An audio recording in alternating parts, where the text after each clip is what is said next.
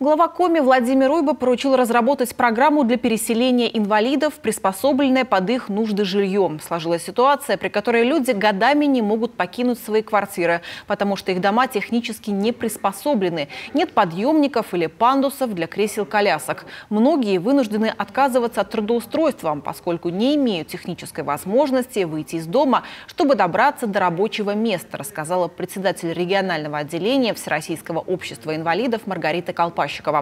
При этом переоборудование жилья и лестничных клеток подчас стоит дороже, чем новая квартира. Владимир Уйба поручил рассмотреть вопрос выкупа квартир на первых этажах новостроек именно для инвалидов. А их прежние квартиры после ремонта можно предоставлять переселенцам из ветхого и аварийного жилья. Начинаем двигаться по переселению инвалидов со вторых, третьих, четвертых, пятых без лифта на первые новые дома. Соответственно, изъятие их квартир в фонд Ресслера и дальше их передача по очереди после ремонта. Ремонт берем на себя.